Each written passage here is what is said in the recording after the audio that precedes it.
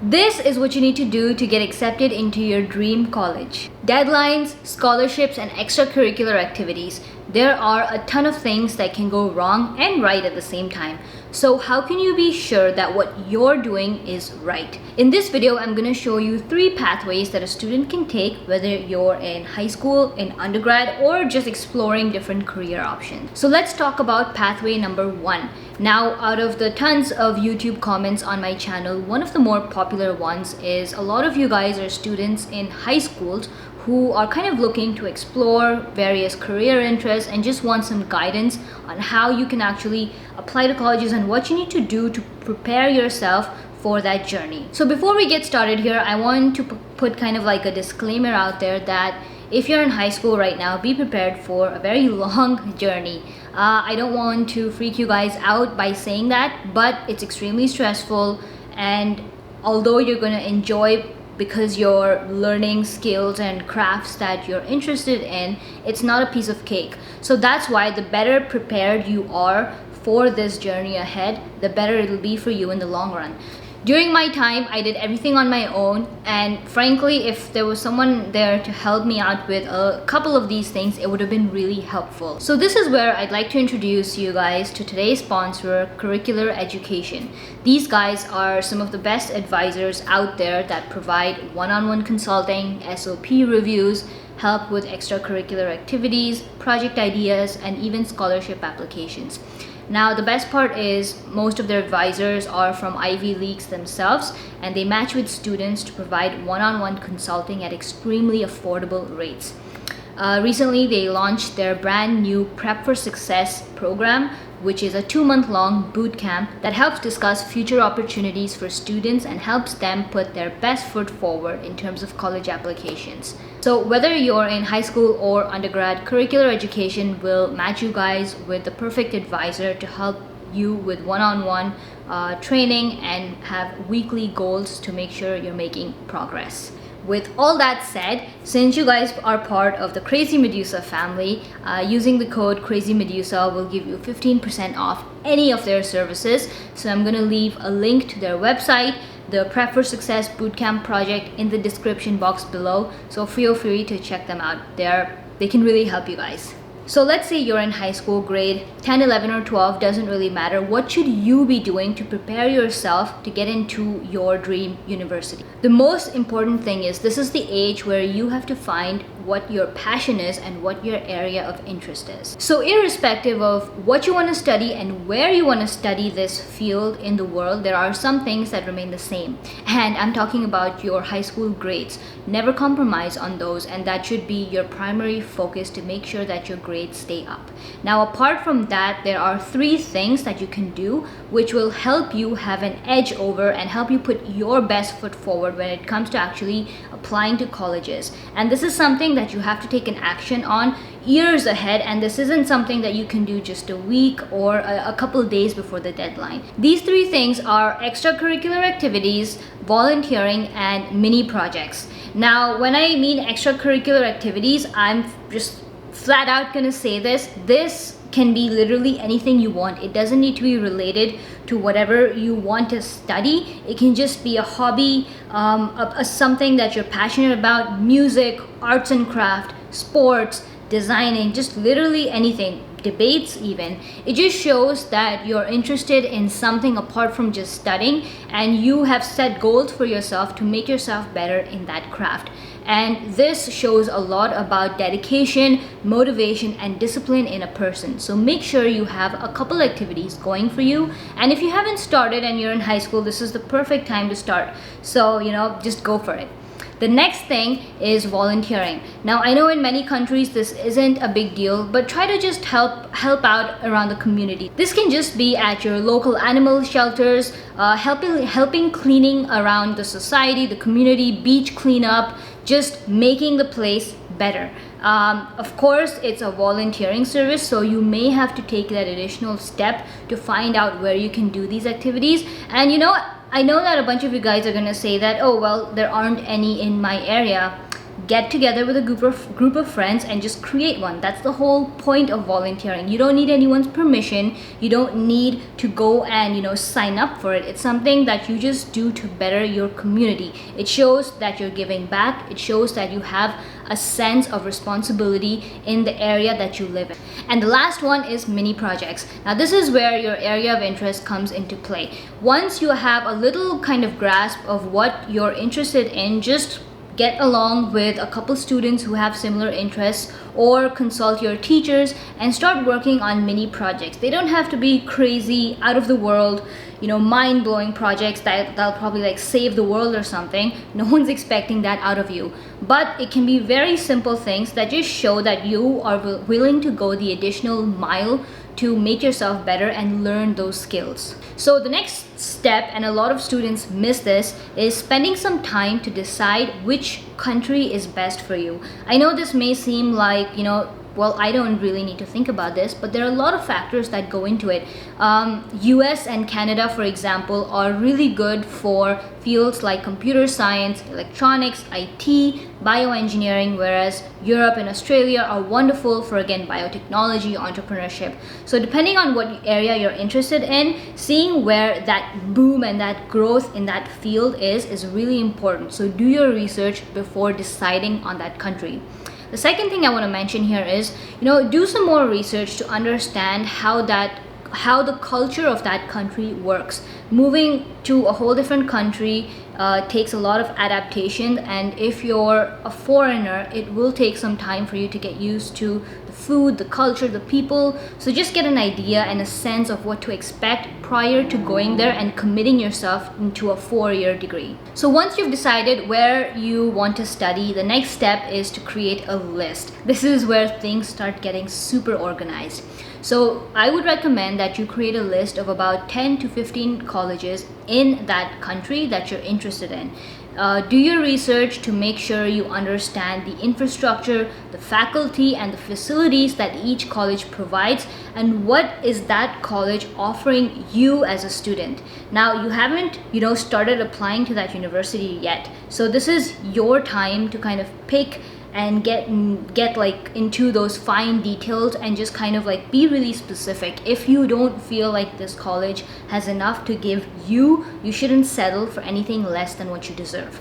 But apart from these 3 things, the other thing that's really important to decide on is a co-op program. So co-op programs, or cooperative education, is something which combines traditional education with hands-on experience.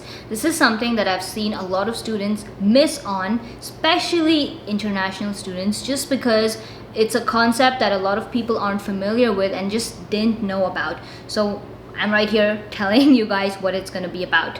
So basically what you get to do is, in the duration of your 4-year undergrad, you will get the opportunity to spend 6 months with an industry in the degree that you're specializing in to actually work for them as a full-time employee. You'll be able to earn a good amount of money. You'll get a feel and a sense of what it actually feels like to work out in the professional world, and at the same time, this is a great chance to build your network and your connections. So when you're creating that list of universities that you're interested in, be sure to go onto the website and see if the universities that you're choosing offers these co-op programs. So once you have your list ready, it's time to convert that list into a spreadsheet. I know that sounds really scary, so I'm gonna drop a link to a free template of a spreadsheet that you guys can use to kind of plan out your universities. But before that, I'm gonna go over how you can exactly use it and what the spreadsheet is actually going to contain. So there are 3 things that we're gonna look at: deadlines, college requirements, and scholarship information. So the first up is deadlines. If you're applying to the US, you'll most likely be using something called a common application, which is a platform that you'll use to apply to most universities. You don't have to open separate applications for each university. It just makes it condensed and easier for you. If you have any more questions regarding how to go about the common application, I have a separate video, so feel free to check that out after this one. Now let's move on to college requirements. Now most of the colleges have similar requirements, so I'm just briefly going to go over everything in a general way. The first up is standardized tests. These are your TOEFL and your IELTS. In my experience, an average score of about 6.5 in IELTS and 100 in TOEFL is good enough to get you into most universities. Of course, the higher the better. Next up, you have your standardized tests. You have your SATs and your ACTs. There's no preference in which one is better because there's no answer to that. Depending on the list of the universities that you have, I would just recommend going through them and seeing what they accept and then just choosing one or the other test. Apart from these, make sure you have your high school transcripts ready because you'll be uploading that. You need to have a personal essay. This is your Common App essay, or kind of like a statement of purpose, roughly about 650 words. Some colleges may or may not have supplemental essays. You'll be able to identify these once the applications open. If you're in a hurry to actually understand if you need to start preparing for these, you can very easily see what those colleges did last year, and in most cases the supplemental essay questions just remain the same, so you can start working on that ahead of time. The last thing is letters of recommendations. Typically, every college will ask for between 2 to 3 letters of recommendations. Now, the general rules are one letter needs to be provided by a subject teacher that is directly related to the field that you're applying to, and one needs to be something else. So most students choose something like a science teacher and an English teacher if they're applying to an engineering degree. Just an example. And the last thing is scholarship deadlines. Now, a lot of the information regarding the scholarship is hidden in the websites of the colleges, so you really have to dig around, one, to see when the deadlines are, because typically the scholarship deadlines are before the actual application deadlines, and two, to understand if you need to fill out a separate application. So don't miss out on those things. The other thing to keep in mind is if you have any doubt regarding financial aid, scholarships, admissions, don't hesitate to reach out directly and email the college admissions council. In most cases, they're very friendly and they're willing to help you, and if you're actually in financial need, they may even go the extra mile to waive the application fee for you.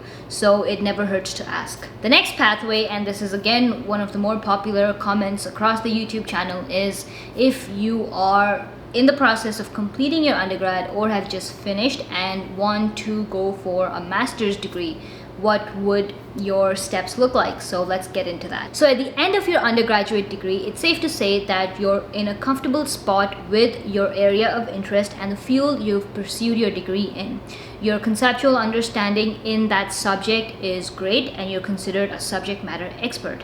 So at this point, you're pretty familiar with what you're passionate about. You've spent some time, a couple of years, kind of perfecting and crafting those skills. And if you're thinking about doing your master's, you have a rough idea of whether you want to specialize in a certain field or go into the research area. So the question here that you need to ask yourself is, which type of master's are you interested in? A lot of people don't know this, but there are two distinct types of master's programs. There is the Master of Engineering on one hand and the Masters of Applied Science on the other hand. So the Master of Engineering, or the MEng program, is tailored to be an aggressive, fast-paced degree which focuses on preparing you for a professional career in an industry of your choice. This degree typically has little to no research associated with it, and it basically focuses on how you can apply engineering into real-life applications. So now let's talk about the admission path for the MEng program.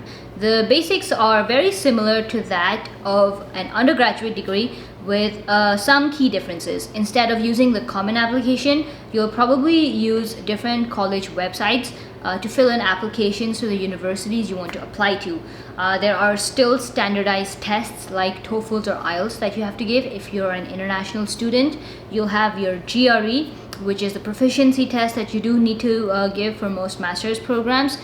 Make sure you have your undergraduate transcripts handy to apply, your SOP, which in this case the essay is more tailored to be a little more technical, and they expect you to have a little understanding as to what you want out of this degree in the next 5 to 10 years. What do you see yourself doing with this degree?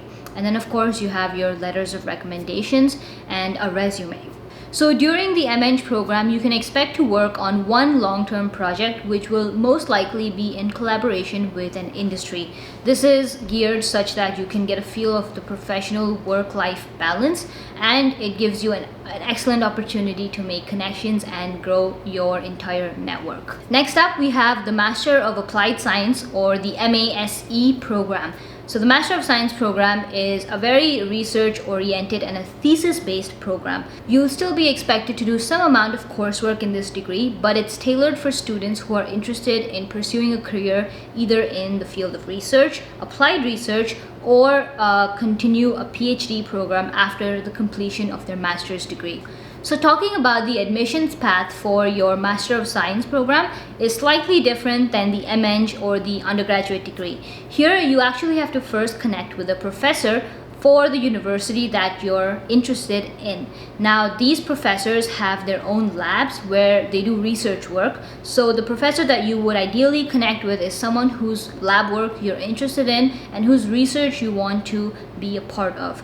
In most cases, universities match you automatically with certain professors in certain labs, but if you can, I would highly recommend going out of your way, spending some time, crafting some really nice emails and reaching out to a couple professors to express your interest. This gives you control of actually choosing what type of research you want to be a part of, rather than just having an admissions board just put you randomly in a research group. So with the Master of Science program, you'll probably be spending equal amounts of time either between lab and classes. The time you spend working in the lab, you do get paid for on the basis of a monthly stipend, which is one of the reasons a lot of students choose this degree over the Master of Engineering. So during this degree, you'll be expected to work on one long-term project from start to finish, and working on that in the lab along with your coursework can take up to 2 years, which typically concludes with a thesis defense in front of a panel of experts in your field. So let's address the most popular question that I can already kind of see coming in the comments below. Which is a better degree, the Master of Engineering or the Master of Science? There's no better degree, just because each degree is tailored for different functions. Depending on what your career goals are, I would recommend really looking into that before choosing which program. I know that it sounds very tempting, the Master of Science degree, because there's a monthly stipend involved. But then at the end of the day, you have to think of whether you'll be happy after concluding or being in that research field. If you want to be in an industry environment, the Master of Science may not necessarily be for you. And the last pathway is me. So I'm going to take myself an example here, and I'm going to tell you guys a little bit about what my current position is, and if I were to think of getting another degree, how would my pathway look like? Maybe some of you guys are in the same boat. So right now, I have finished my master's in the field of biomedical engineering from Cornell University. I graduated in 2018, and ever since then, I've been working full-time as an employee in the same field. My area of specialization is microfluidics and lab-on-chip technologies. Basically means I make a lot of cool automated molecular diagnostic stuff. Lately, I'm not gonna lie, it's crossed my mind to potentially do an MBA or maybe a second master's degree. And things that I would consider before even applying or opening up college applications are things like being an international student. What would my immigration status look like if I were to do my next degree in the US or Canada or another country? There are a lot of hassles and kind of like nitty-gritty details that go into understanding the visa aspects. So make sure you guys are familiar with that, and also understand what the rules are for post-graduation work life. After that, my steps here would basically be to look at the types of tests that I would need. For the MBA, I know that I would have to give the GMAT. If I was considering going to medical school, I would have to give the MCAT exam. And if I wanted to do another master's, well, my GRE would still be good because GRE is valid for 5 years. At the same time, I would still be in the same boat as to giving my standardized English proficiency tests, IELTS or TOEFL. Those are only good for 2 years. Since I graduated in 2018, those have expired already, so I would have to re-give those tests as well. Now, apart from these, I would need to reach out to my previous colleges to get official transcripts, reach out to some professors, potentially even my supervisors at work, to see if they would write me letters of recommendation for my next degree. And the next and one of the most important things that I would get started on is drafting my statement of purpose. I've stressed this a lot on the channel, that this is one of the most key pieces of documents that can decide on whether you'll get admission into a college or not. Something else that I would do if I were to pursue another degree was I would just start reaching out to different professors, see what their lab was like, see what their work was like. It doesn't necessarily have to be them helping you in admission. Even if you were to go into that university, just having a familiar face, a connection can never go wrong. Just talking to people and understanding and growing your professional network, there's no downside to that. The more people you know, the more you will learn. Whether they're able to help you or not is a secondary matter. So that's what my pathway would look like if I were to pursue another degree. And that is about it. So those are the 3 pathways, and I hope you guys learned something from this video, from my experiences. Don't forget to check out Curicular Education. The details of everything, my code for the 15% off is going to be in the description below. But if you like this video, don't forget to subscribe to the channel, hit that like button, share this video if you feel like someone else might find it useful. And until then, stay safe, and I'll see you guys in the next one. Bye.